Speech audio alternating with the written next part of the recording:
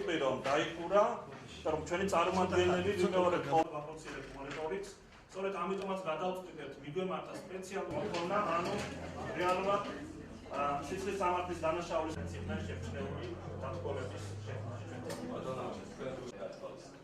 ამით ამაზე განაცხადოთ თავგანდა თუნდაც მცირე იქთან დაკავშირებით დაიწყოს მოკვლევა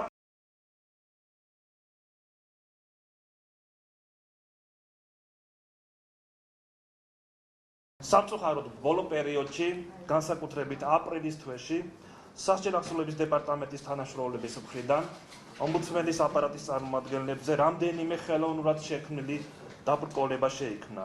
რასთან დაკავშირებითაც მე რამდენიმე დღის წინ უკვე მივმართე სასჯელ აღსრულებისა და პრობაციის მინისტრს სამსახურებრივი შემოწმების ჩატარების მოთხოვნით.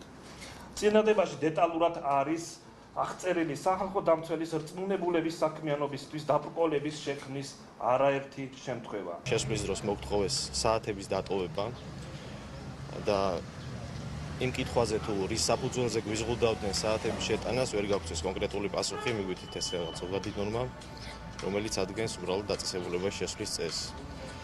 ჩვენ ეს საათები გვჭირდება სამუშაო პროცესში, ახსნა განმარტების ჩამორთმევის დროს, ოქმის შედგენის დროს დროის დასაფიქსირებლად. ვამოწმებდი საჩივრის ყუთვის ესე იგი ბეჭედს და ამ დროს დაწესებულების ერთ-ერთმა თანამშრომელმა საკმაოდ უხეში ტონით ეს ჩემსკენ წამოვიდა უხეშად და მომიწოდა რომ შევსულიყავი საგამოძიებო ოთახში ის განმუხტვის მიზნით იძულებული გავხდი შევსულიყავი საგამოძიებო ოთახში სადაც შესვლის შემდგომ გარედან გადაგვიკეტეს საგამოძიებო ოთახის კარები.